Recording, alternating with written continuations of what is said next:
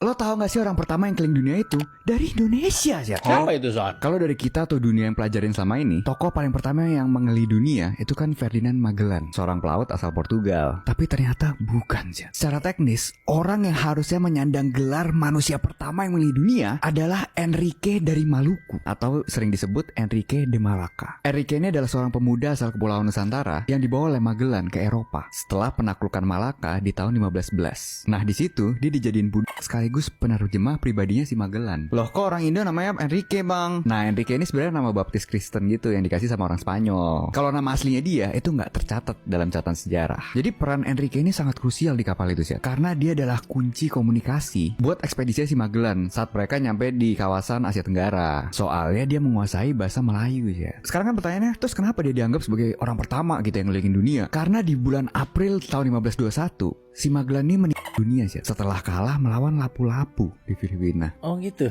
Lapu. Lapu-lapu beneran ini? Beneran Lapu-Lapu. Oh. Datuk Lapu-Lapu. Karakter Mobile Legends tuh dari Datuk Lapu-Lapu? Beneran dari Filipina. Oh iya. Jadi logika simpelnya gini nih. Di tahap pertama, yaitu timur ke barat, si Enrique ini dibawa Magellan dari Maluku ke Portugal lewat jalur Afrika sekitar tahun 1511. Nah, di tahap keduanya yaitu barat ke timur, pas di tahun 1519, si Enrique ini ikut lagi sama Magellan. Mereka berlayar dari Spanyol. Mereka nyeberangin Samudra Atlantik, terus lewat ujung Amerika Selatan, setelah itu nyeberangin Samudra Pasifik, hingga akhirnya sampai di Filipina tahun 1521. Jadi pas Enrique ini menginjakan Filipina atau area Nusantara lah gitu kita bilang ya di tahun 1521, dia secara teknis telah menyelesaikan satu putaran penuh bumi atau 360 derajat nih. Sementara kru Spanyol lainnya baru menyelesaikan putaran tersebut setahun setelahnya Zat, pas balik ke Spanyol kan. Nah, ada cerita serunya lagi nih Zat. Si Enrique ini saking krusialnya peran dia, si Magellan ini sampai nyantumin namanya spesifik di surat wasiatnya dia Zat. Ini ditulis di Seville tahun 1519 nih. Dia bilang si Enrique ini harus bebas dari segala perbuatan dan bebas pergi kemanapun setelah dia nggak ada. Dilepasin lah ibaratnya. Dilepasin. Selain itu dia juga harus dikasih duit